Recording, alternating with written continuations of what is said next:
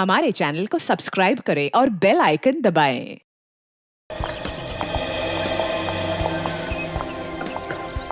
राहुल और जय, आज मैं इतना खुश हूँ कि मेरे पास शब्द नहीं है बताने के लिए। अरे भाई 6 साल के बाद अपने दोनों बेटों को एक साथ देखने का, एक बाप को जो खुशी होती है ना, तुम उसका अंदाजा भी नहीं लगा सकते।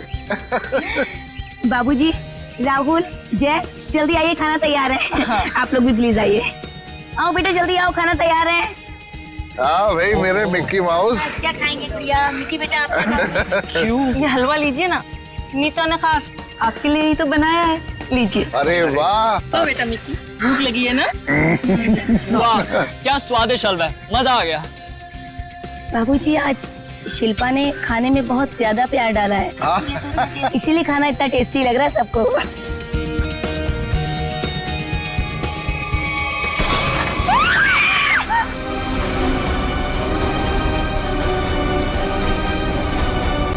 ये क्या?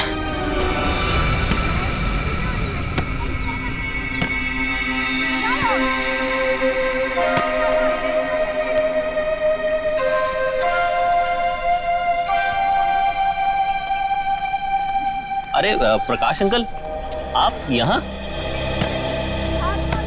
अंकल नमस्ते। नमस्ते अंकल। नमस्ते। अंकल मैं तेज बीविंग में रहता हूँ। माफ करना बेटा, मेरा ध्यान कहीं और था। कोई बात नहीं। अंकल आप यहाँ धूप में अकेले बैठ के क्या कर रहे हैं? बेटा सुनील घर की चाबी देना भूल गया, पर फिक्र की कोई बात नहीं, वो आता ही होगा। अंकल तो हम सुनील जी को फोन लगा देते हैं, उन्हें तो आते आते शाम हो जाएगी। अरे नहीं, काम के वक्त उसको फोन करके परेशान मत करो।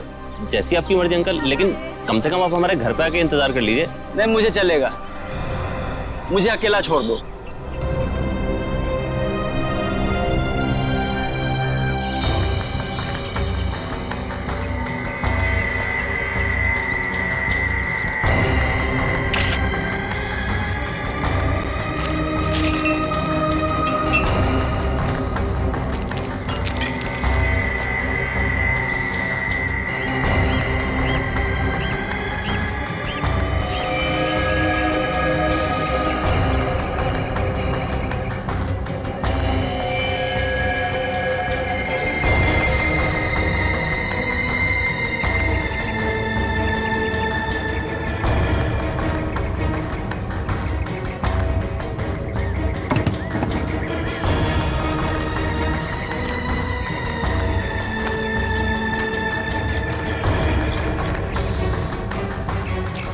एक बात बताइए जी, आप सब लोग यहाँ पर खाना खाने बैठे थे है ना, तभी ये हाथ खाने में गिरा? जी सर। ऐसा डरावना हाथ तो हमने पहले कभी देखा ही नहीं, और सर हम तो एकदम से डर गए थे।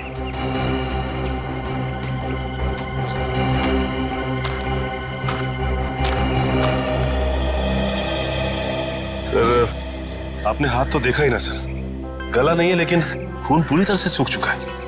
बहुत बुरी हालत से काटा है ये हाथ। अगर ये हालत इस हाथ की है, वही सोच रहा हूँ जिसका ये हाथ काटा गया है उसके और शरीर के हिस्से का क्या किया होगा। सर क्या ये हाथ देख के हम पता नहीं लगा सकते कि ये आदमी का हाथ है या किसी औरत का हाथ है? ये तो साळुंखे बताएगा, उसका काम है।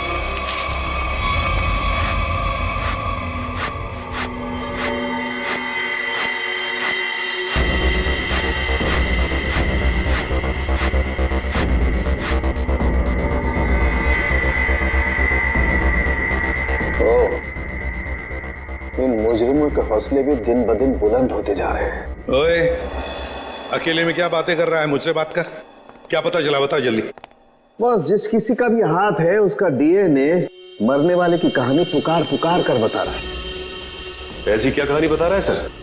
सचिन, जिस किसी का ये हाथ है उसकी उम्र 40 से 45 साल की है, और बॉस इसके साथ जो कुछ हुआ है उसे सोच करके भी रोंगटे खड़े हो जाते हैं। रोंगटे खड़े हो जाते? क्यों सालूंके साहब?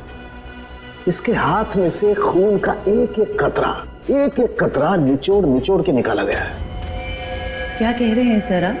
इतना कुछ किया गया इस बेचारे के साथ इसे मारने से पहले? हाँ, और ये सुइयां, ये तारे, ये सब इस हाथ के प्रेशर को, वॉल्यूम को और डेंसिटी को बता रहे हैं। लेकिन सर जब आदमी मर चुका है और उसके हाथ में खून ही नहीं है तो प्रेशर कैसा? एक डेड बॉडी का भी एक निश्चित वॉल्यूम, निश्चित प्रेशर और निश्चित डेंसिटी होती है, लेकिन इसके मुर्दा शरीर का वो डेंसिटी, वो वॉल्यूम और वो प्रेशर तीनों कम है। और ये हाथ देखो बॉस, इस हाथ को देखने से लगता है कि किसी ने बहुत ही क्लिनिकली, सर्जिकली इस हाथ को काटा है। अच्छा, मतलब किसी ऐसे आदमी ने ये काम किया है जो मेडिकल के बारे में जानता है, शायद डॉक्टरी पेशे का हो सकता है। लेकिन ये है कौन, ये जानने से पहले हमें ये पता लगाना होगा कि ये हाथ किस आदमी का है, और ये हमें इस हाथ के ऊपर मिली अंगूठी ही बता सकती है। लेकिन सर उस अंगूठी को तो जंग लग गया था ना? हाँ, अंगूठी को जंग लग गया था, इसीलिए बॉस उस अंगूठी को ब्रिंजोन कार्बाइड नाम के केमिकल में डाला है ताकि जंग हट जाए और उस अंगूठी का असली रूप हमारे सामने आ जाए। एक मिनट।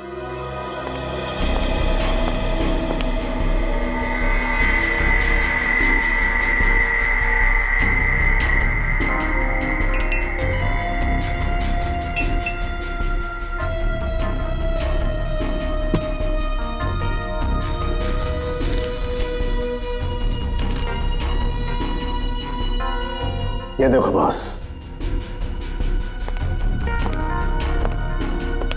ये अंगूठी एकदम साफ।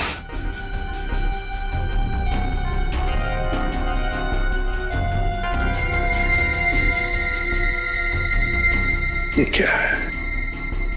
इस अंगूठी के अंदर दो अल्फाबेट्स इनग्रेव किए हुए हैं, आर वी। सर ये दो अक्षर आर और वी, इनसे कैसे पता चलेगा उस आदमी के बारे में? यही तो हमारा काम है ना फ्रेडी, पता लगाना सिर्फ इन दो अक्षरों से, आर और वी। फ्रेडी, इससे भी छोटे सुराग से हमें पता चल सकता है मुजरिम कौन है। सर हो सकता है ये आरवी मरने वाले के नाम का इनिशियल हो सकते हैं, और सचिन ये भी हो सकता है कि वो इनिशियल्स आर वी पत्नी के भी हो। वो अंगूठी शायद शादी की अंगूठी हो। सर एक और बात, वो अंगूठी प्लैटिनम में बनाई गई थी। सर ऐसी अंगूठियां आसानी से बाजार में मिलती नहीं है, खास ऑर्डर देकर बनवाई जाती है। बिल्कुल सही। बस उस अंगूठी का फोटोग्राफ शहर में जितने भी जौहरी है उन सबको भेज दो, पता चल जाएगा किस जौहरी ने वो अंगूठी बनाई थी और किसके लिए। Are we. Yes sir. Sir एक बात समझ में नहीं आ रही कि अगर ये खूनी आरवी को मारना ही चाहता था तो आसान मौत भी तो दे सकता था, ये काटने की क्या जरूरत? सचिन मरने वाले की पहचान छुपाना चाहता था, वो पहचान छुपाना चाहता था। सर आपसे मिलने कुछ लोग आए हैं और वो कह रहे हैं कि अर्जेंट है। बुलाओ। आइए। नमस्ते सर। आइए, बताइए क्या बात है? सर एक बहुत ही बड़ी मुसीबत आ गई है, बस आप ही हैं जो हमारी मदद कर सकते हैं। मुसीबत? कैसी मुसीबत? सर हम लोग मोतीलाल नगर की रोज सोसाइटी से आए हैं। हमारे बिल्डिंग में एक बुजुर्ग रहते थे, प्रकाश जी। रहते थे मतलब? क्या आप नहीं रहते? सर कल तक तो थे, सोसाइटी के पार्क में बैठे हुए देखा था हमने उन्हें, बोरिया बिस्तर बांध के बैठे थे। तो आप लोगों ने जाकर उनसे पूछा नहीं कि क्या बात है, क्या तकलीफ है, हैं? पता नहीं सर, हमने उनसे पूछा तो कुछ अजीब सा बड़बड़ाने लगे। सर उनके बाहर बैठने की कुछ ना कुछ वजह जरूर है। क्या वजह हो सकती है? सर उनका सौतेला बेटा सुनील बहुत ही ज्यादा बदतमीज और झगड़ालू किस्म का इंसान है वो। सर हमें लगता है उसी ने ही सामान सहित अपने पिता को घर से बाहर निकाल दिया है। पता नहीं कहाँ होंगे वो। हो सकता है वो अपने ही घर वापस चले गए हों। घर में चेक किया आपने? हम लोग गए थे वहां पे, वो वहां नहीं थे, और हमने सुनील से पूछा तो उसने बोला कि उसे पता नहीं है। सर उससे उनकी कोई परवाह नहीं है। सुनील? हेलो, हाँ कहाँ पे? एक मिनट, आप क्या नाम बताया आपने? मालती? ठीक है, देखिए आप लोग चिंता मत कीजिए, आप सिर्फ उनकी फोटो भिजवाइए हमें, हम देखते हैं। सर मालती नाम की हाउसवाइफ इंदिरा नगर से गायब है सर। इंदिरा नगर से मालती और मोतीलाल नगर से एक बुजुर्ग, दोनों के दोनों गायब है। इन दोनों के घर जाना पड़ेगा, पूछताछ करनी पड़ेगी।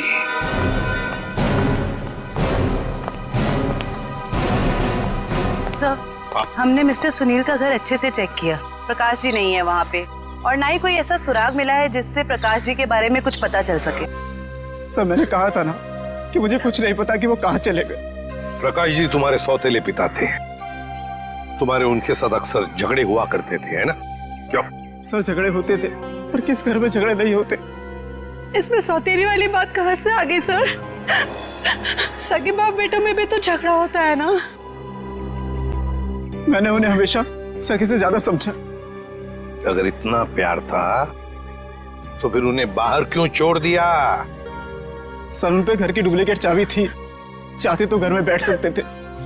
सर मुझे तो लगता है कि इन दोनों ने ही मजबूर किया होगा उन्हें घर छोड़ने के लिए। ये आप क्या कह रहे हैं सर? हम ऐसा क्यों करेंगे? सर आपको क्या लगता है मैं अपने पापा के साथ कुछ गलत करूंगा? सर मेरे पापा को ढूंढ के ला दीजिए। हाँ, प्रकाश जी को तो हम ढूंढ कर निकालेंगे ही निकालेंगे, वो तो हमारा फर्ज है। लेकिन एक बात याद रखना, अगर पता चला तुम लोगों ने अपने पिताजी के साथ कोई गैर बर्ताव किया है तो अच्छा नहीं होगा, समझे?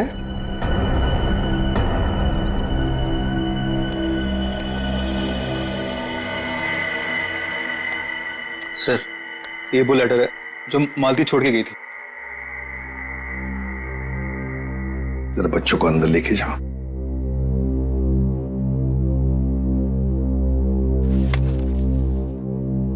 मैं मालती अपने पूरे होश में बिना किसी दबाव के ये खत लिख रही हूं। मैं अपनी रोजमर्रा की आम जिंदगी से इस घर गृहस्थी से तंग आ गई हूं और अपनी मर्जी से छोड़ के जा रही हूं। मुझे माफ कर देना विनय, माफ कर देना राहुल। कुछ दिन आप सबको बहुत तकलीफ होगी मेरे बिना, मगर फिर आदत पड़ जाएगी। मेरे वापस आने की उम्मीद मत रखना, हमारा साथ यहीं तक ही था। मालती। सर ऐसे कैसे कोई पत्नी अपने बसे बसाए घर को छोड़ के जा सकती है? वही तो। वो मैं कल बच्चे को स्कूल छोड़ने गई थी ना, तब वो मुझे वहां मिली थी, तो मुझे उसका बर्ताव कुछ अजीब सा लगा। कुछ अजीब सा लगा मतलब? कैसा लगा आपको? मतलब वो बच्चे के सामने रो रही थी। सर हमेशा अपना और पापा का ख्याल रखना। आप कहीं जा रहे हो क्या? मैं भी चलूंगा आपके साथ। नहीं बेटा, मैं कहीं नहीं जा रही। और रोते रोते उसने बच्चे को वैन में बैठाया और वो सब्जी लाने के लिए चली गई, और जाते जाते उसने अपना मोबाइल फोन भी तोड़ दिया। ये तो बड़ी अजीब बात है। कैसे गई वो वहां से? वो ऑटो से गई सर। और कहाँ गई कुछ पता चला? मेरा मतलब है क्या सुना आपने? नहीं, मैं सुन नहीं पाई सर। चलो ठीक है, thank you very much. Sachin, Motilal Nagar और इंदिरा नगर के जितने भी रिक्शा वाले हैं उन सबको प्रकाश जी और मालती के फोटोग्राफ्स दिखाओ। एक्सक्यूज मी भाई साहब, इस आदमी को आपने यहाँ कहीं देखा क्या? नहीं सर, इनको कभी नहीं देखा। अरे अब ध्यान से देख के बताइए, हो सकता है कभी आपकी टैक्सी में बैठे हो। टैक्सी में तो दिन भर में बहुत लोग बैठते हैं साहब, हर किसी का चेहरा याद रखना मुश्किल रहता है। शुक्रिया।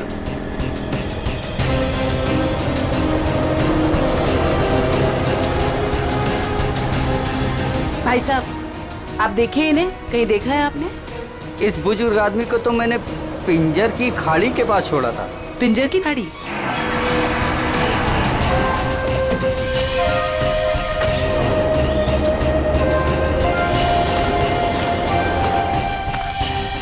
साहब ये औरत कल पक्का मेरे साथ मेरे ही ऑटो में गई थी। अरे मैडम, यहाँ इस सुनसान जगह पे कहाँ रुकवा दिया ऑटो? आगे सारा जंगल ही जंगल है।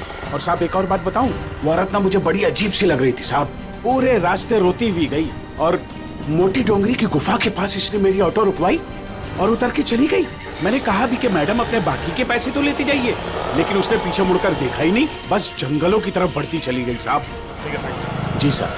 अरे जयवंती जरा देखो, देखो जरा ये टैब में। मोटी डूंगी की गुफा और पिंजर की खाड़ी।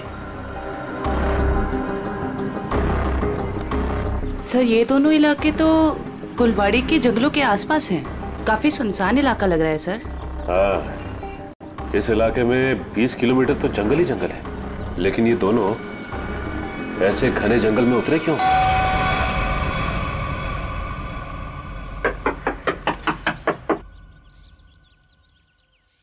बड़ी अजीब बात है। रिंग पे आरवी गुदा है और नाम हितेन कुमार। हो सकता है इस घर के किसी और सदस्य के नाम के इनिशियल्स हों ये, क्योंकि उस जौहरी को पूरा यकीन था कि इस रिंग का ऑर्डर इसी घर में से किसी ने दिया है। जी कहिए। नमस्ते, हम सीआईडी से। सीआईडी? अंदर आइए।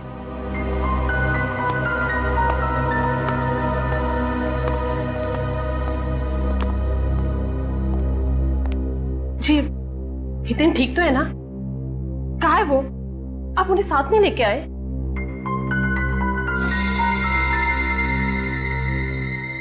क्या आप इस अंगूठी को पहचानती हैं?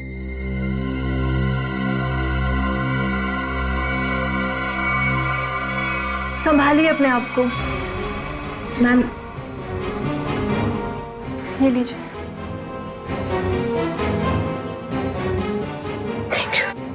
क्या आप बता सकती हैं कि इस अंगूठी पर जो आरवी इनिशियल्स बने हुए हैं, इनका क्या मतलब है? अपने माता पिता के नाम पे गुंदवाया था इन्होंने। ससुर जी का नाम राकेश था और सासू माँ का नाम विनीता। मुझे लग रहा था कि जरूर कुछ ना कुछ बुरा हो रहा है। हितेन कभी मुझे बिना बताए घर से गायब नहीं हुए। क्या आप मुझे उन्हें मिलवा सकते हैं प्लीज? मैम दरअसल हमें उनका कटा हुआ हाथ। बस कुछ मत बताइए, मैं और कुछ सुन नहीं सकती। मैं जानती थी हितेन जिस राह पे चल रहे हैं उसका अंत अच्छा नहीं होगा। हमें भी पता चल चुका है कि वो किसी गलत काम में शामिल थे, इसलिए आपने उनके गायब होने की रिपोर्ट नहीं दर्ज कराई। क्या आप प्लीज हमें पूरी बात साफ साफ बताएंगी? दरअसल इन्होंने अपने कंपनी से 10 करोड़ का घोटाला किया था। 10 करोड़ का घोटाला? इन्होंने वो पैसे कहीं और काम पर लगाए। पैसे तो डूब गए, लेकिन जब कंपनी ने उनके पास पैसे की डिमांड की तो उनके पास पैसे देने के लिए एक फूटी कौड़ी भी नहीं थी। फिर क्या, कंपनी ने इनके ऊपर केस कर दिया। हमारा घर नीलाम होने के कगार पर आ गया। मुझे लगा शायद इसलिए ये 3 दिन पहले घर से गायब हो चुके हैं। और इसलिए आपने उनके गायब होने की रिपोर्ट दर्ज नहीं कराई? नहीं, दरअसल अचानक मुझे इनके कंपनी से कॉल आया। किसी ने कंपनी की रकम चुकता कर ली है। मैं खुश हो गई कि शायद ही अब वापस आएंगे। एक मिनट, वो 10 करोड़ रुपए जो हितेन ने कंपनी से चुराए थे वो किसी और ने चुकते किए? किसने? पता नहीं, किसी ने इनके कंपनी के अकाउंट में वो रकम डलवा दी थी और एक चिट्ठी छोड़ी कि ये रकम वही है जो हितेन ने उनकी कंपनी से ली थी। बड़ी अजीब बात है मैम, कोई और हितेन के पैसे क्यों चुकाएगा, वो भी 10 करोड़? इसके पीछे जरूर कोई गहरा राज है। मैम, आपके रिश्तेदारों ने या दोस्तों ने हितेन को ढूंढने की कोशिश नहीं की? कोशिश की न, हितेन की गाड़ी भी मिली कुलवाड़ी जंगल के पास, लेकिन हितेन का कुछ पता ही नहीं चला। कुलवाड़ी जंगल।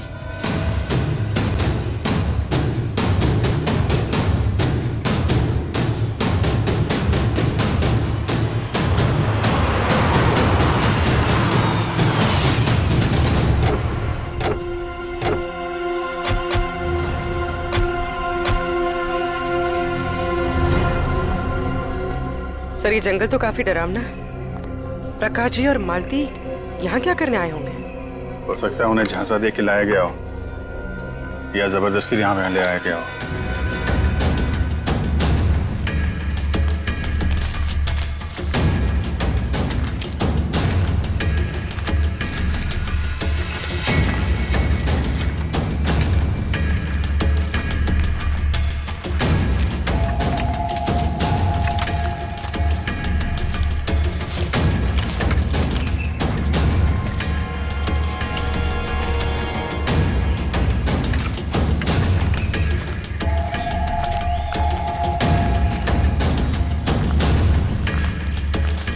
मिनट अभिजीत,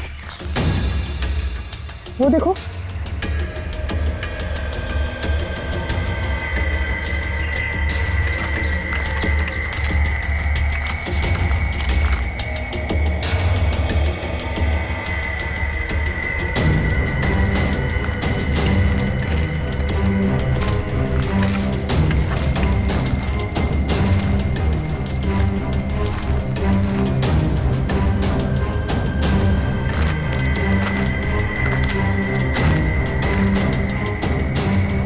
इतने सारे कपड़े, ये जूते, ओह माय गॉड, खून देखा? Oh no.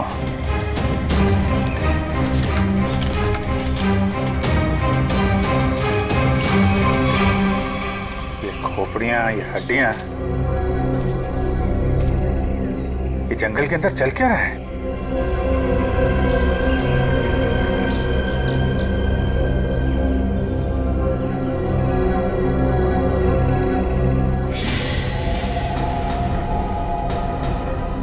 कौन है?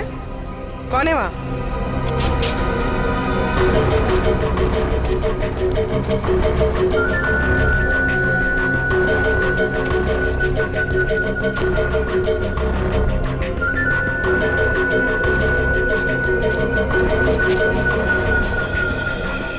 क्या हुआ? वहां तो कोई नहीं है सर। सर वहां पे कुछ था सर। सुनसान जंगल में कौन हो सकता है? ये तो सारे कपड़े, जूते और ये हड्डियों को देखकर लग रहा है कि अलग अलग उम्र के लोगों को शिकार बनाया गया है। बहुत खतरनाक अपराधी है। मासूम भोले भाले लोगों को यहाँ बुला के मार डालता है।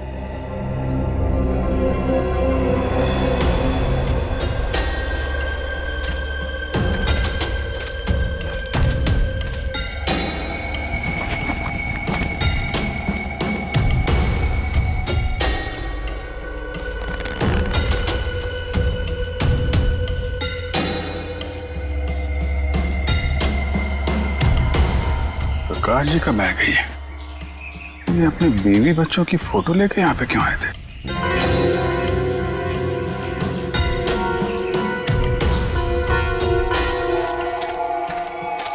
ए रुको। क्या हुआ? सर वहां पर कुछ अजीब सा था सर। गाड़ी की आवाज सर। सर जंगल में कोई आया है। तुम लोग देखो जरा जाके।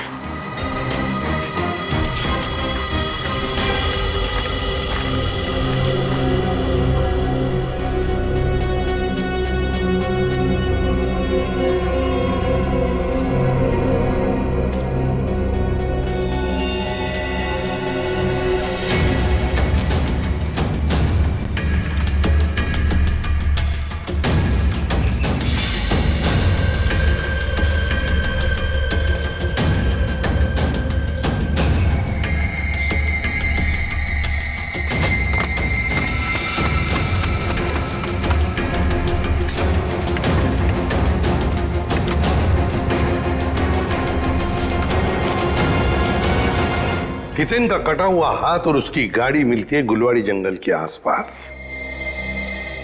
समझ में नहीं आ रहा है, पता नहीं क्यों सचिन, मुझे ऐसे लग रहा है कि हितेन का केस, मालती का केस और प्रकाश जी का केस, इन तीनों केसेस का आपस में कोई ना कोई संबंध है, कोई ना कोई संबंध है। सर प्रकाश जी और मालती के बारे में कुछ और पता चला है। क्या? सर ठीक हितेन की तरह ही प्रकाश जी और मालती दोनों कर्जे में थे। प्रकाश जी के बेटे को 5 लाख रुपए देने थे और मालती जी का घर गिरवी रखा था। सर दोनों के गायब होते ही इन दोनों का कर्जा किसी ने चुका दिया। हितेन भी कर्जे में था, मालती भी कर्जे में थी, प्रकाश जी भी कर्जे में थे। तीनों के तीनों गायब होते, तीनों के तीनों आखिरी बार दिखाई पड़ते हैं गुलवाड़ी जंगल के आसपास। काम करते हैं उस लाइन पर, गुलवाड़ी जंगल के लाइन पर जितने भी ऑटो रिक्शा वाले और टैक्सी वाले धंधा करते हैं, सबको यहां लेकर आते हैं। सब हम लोगों को क्यों बुलाया? इसलिए बुलाया है कि हमें तुम लोगों की मदद चाहिए। हम क्या मदद कर सकते हैं साहब आपकी? देखो, खैर गांव से गुलवाड़ी के जंगल के रास्ते पर तुम लोग अपनी अपनी गाड़ियां चलाते हो, है ना? साहब टैक्सी तो पूरे शहर में घूमती है। हाँ, लेकिन सारी टैक्सियां गुलवाड़ी भी नहीं जाती। सिर्फ वही गुलवाड़ी जाती है जो खैर गांव से होकर जाती है। हाँ साहब, गुलवाड़ी पर आकर तो रास्ता ही खत्म हो जाता है, उसके बाद तो घना जंगल आता है साहब। बस तो उसी जंगल के बारे में हम लोग जानना चाहते हैं। वैसे वो रास्ता बहुत सुनसान है ना? हाँ साहब। तो फिर ऐसे सुनसान रास्ते पर ज्यादा लोग तो जाते नहीं होंगे, गिने चुने ही लोग जाते होंगे, है ना? हाँ साहब, बिल्कुल। तो एक बात बताओ, पिछले 2-3 महीनों में क्या तुम लोग किसी पैसेंजर्स को उस रास्ते पर लेके गए थे? याद करो। हाँ साहब, मुझे याद है साहब। मैंने पिछले 3 महीनों में उस रास्ते पर 2 अलग-अलग लोगों को छोड़ा है। मैंने भी एक सवारी को छोड़ा था साहब पिछले महीने। साहब पिछले महीने मैंने भी एक सवारी छोड़ी थी, वो एक आदमी था। तो क्या उन लोगों के चेहरे याद आ रहे तुमको? साहब चेहरा तो नहीं याद, पर उसकी बातें जरूर याद है। बहुत परेशान था वो, किसी से फोन पे कह रहा था कि मैं आ रहा हूँ, कुछ परेशानी तो नहीं होगी ना? साहब मुझे याद आया, मालती जी के अलावा मैंने एक लड़की को भी छोड़ा था और वो लड़की पूरे रास्ते रोती रही। साहब मुझे तो लगता है कि वो लड़की घर छोड़कर भाग कर आई थी। हाँ साहब, और गुलवाड़ी के रास्ते पर उतर गई वो।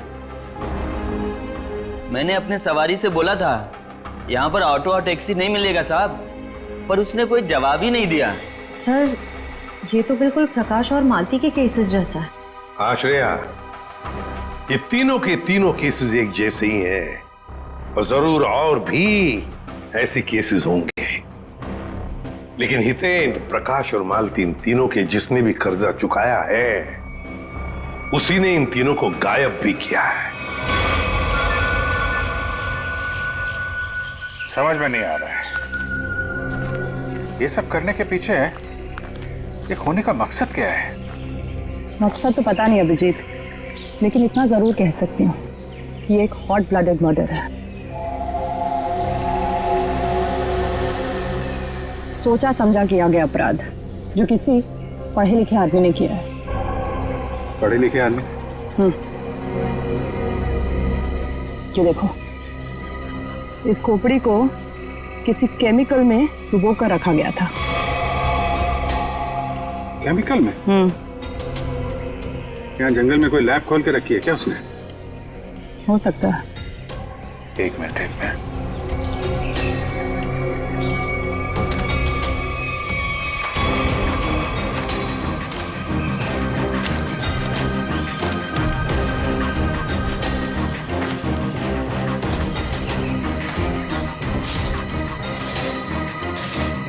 ये देखा?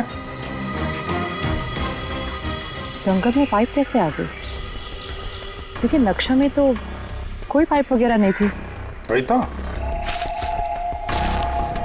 कहीं ये पाइप भी उन अपराधियों ने तो नहीं लगाई है? काटो जरा से। निखिल, गाड़ी की आवाज उसी वक्त आई जब हम जंगल में थे। ये कोई संयोग नहीं है। मतलब मुजरिम को भनक लग गई थी हमारे जंगल में आने की। भले ही भनक लग गई हो, लेकिन हमारे हाथों से बचेंगे नहीं आपको।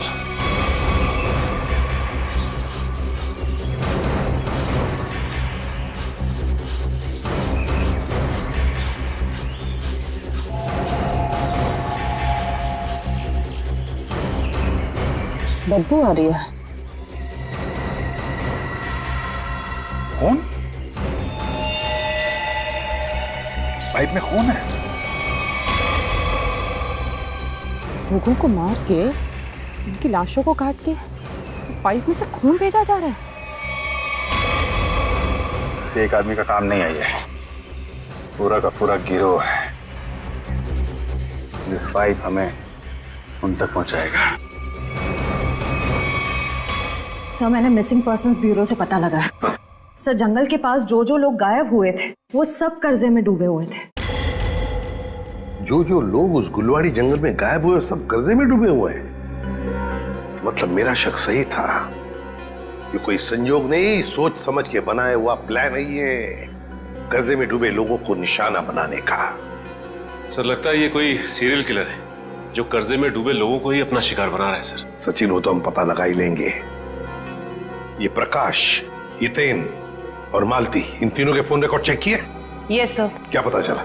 सर इन तीनों के फोन रिकॉर्ड्स में 3 नंबर ऐसे हैं जो कॉमन हैं।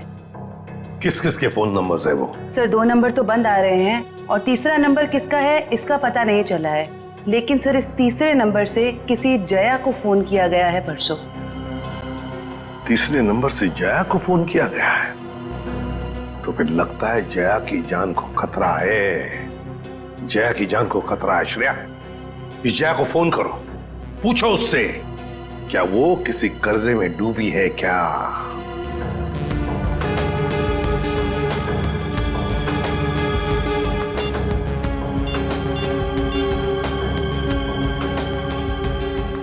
जया, निखिल ये देखो टायर के निशान। टायर के निशान? अगर टायर के निशान यहाँ है तो गाड़ी भी यहीं कहीं आसपास होनी चाहिए।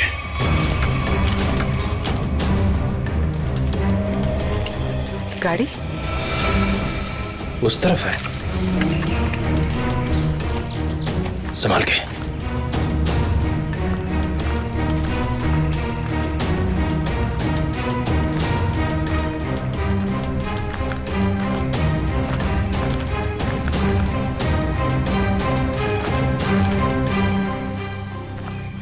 यहाँ तो आसपास कोई नहीं है। इंजन अभी भी गर्म है, मतलब जो कोई भी इस जीप में आया है यहीं आसपास है। इतने सारे डब्बे?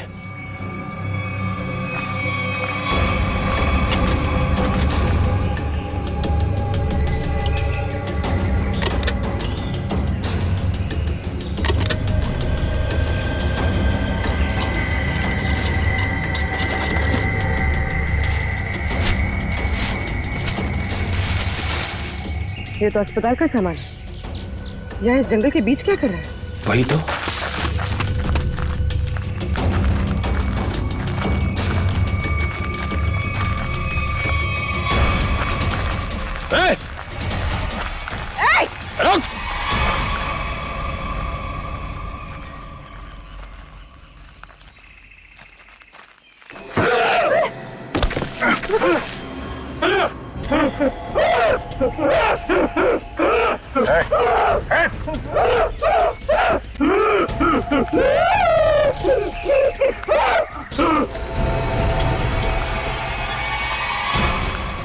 रुक!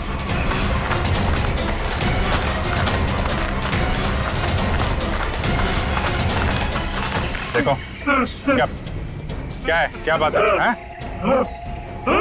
तो बोलो क्या बोलना चाहते हो? कैसे नहीं तो नहीं मारा? मैं इसकी दिमागी हालत देख के तो नहीं लगता ये। देखो ठीक है तुम जाओ यहाँ से अभी। चलो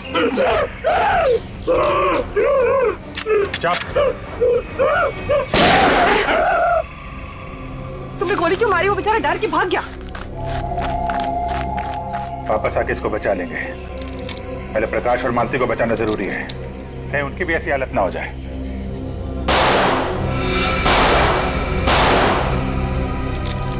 गोली की आवाज? कहीं निखिला पूरी मुसीबत में तो नहीं? लेकिन उन्हें ढूंढेंगे कैसे अभी? जिधर से गोली की आवाज आई है उधर। देखो प्लीज, जब तक मुझे पैसे नहीं मिलेंगे तुम फोन पे ही रहना।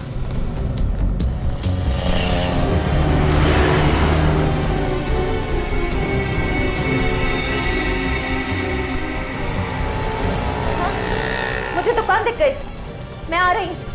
नहीं, तुम फोन मत रखना प्लीज प्लीज, मैं पहुंच गई।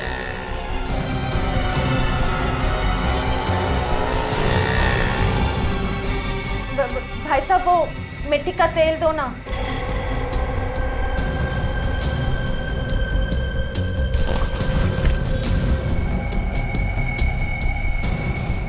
मैं सीआईडी ऑफिसर हूँ। सीधे से बता दे किसके इशारे पे तूने मुझे बैग दिया, वरना ससुराल की सैर करनी पड़ेगी। वो जा रहा है, नीली कमीज वाला, फोन पर। मैं हूँ रिशिता, वो ब्लू शर्ट वाला। बस बस बस बस, बहुत घूम लिया। तुम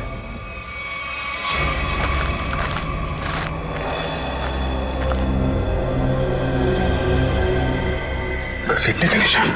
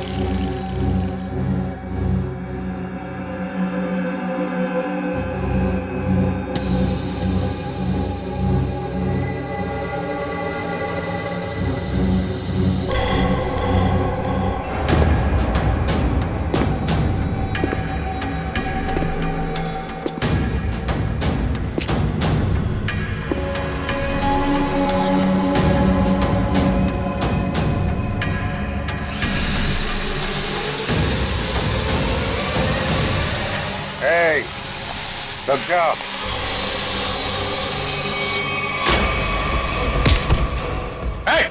रुक जाओ, नहीं तो इसकी खोपड़ी उड़ा दूंगा।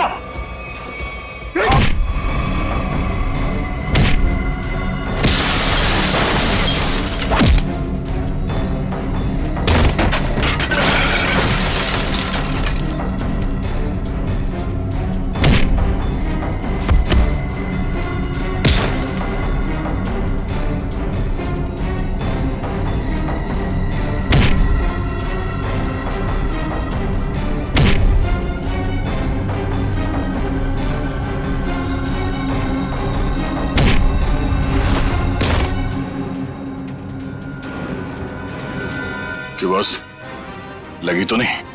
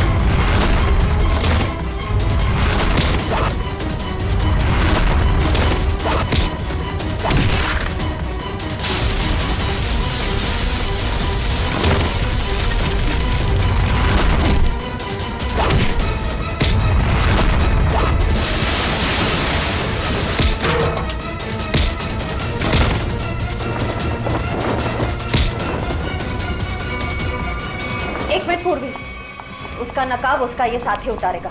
उतार उसका मास्क। सर ये वो लेटर है जो मालती छोड़ के गई थी।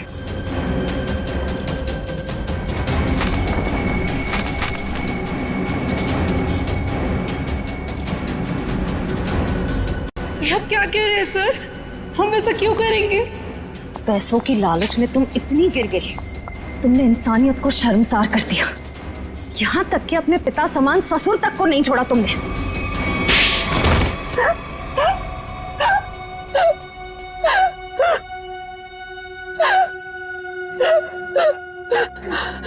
मैंने जो कुछ भी किया लोगों की मर्जी से किया और उन्हें उनके बलिदान का दाम भी दिया। गलत। लोगों की मजबूरी का नाजायज फायदा उठाया तुम लोगों ने। उनके शरीर के अंगों का काला कारोबार कर रहे थे तुम लोग। क्यों? क्योंकि आपकी सरकार ने मेरा डॉक्टर का लाइसेंस कैंसिल कर दिया था। कमाल है, तुम्हारा लाइसेंस रद्द कर दिया तो तुमने लोगों को मारना शुरू कर दिया।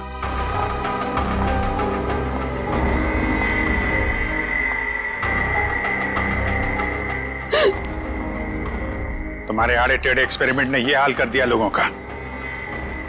शर्म आनी चाहिए तुम दोनों को। इतना नीचे गिर गए कि अपने घर वालों को तक नहीं छोड़ा तुम लोगों ने।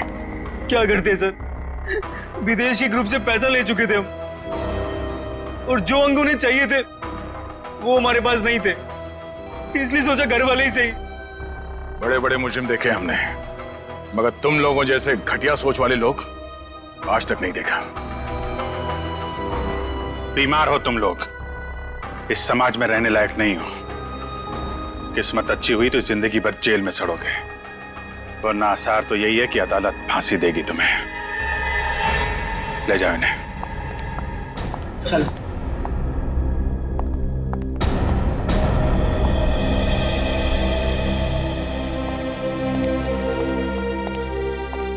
इनका किसी अच्छे अस्पताल में इलाज करवाते हैं। चल। For more updates, subscribe to our channel, click the show links and enjoy watching the videos.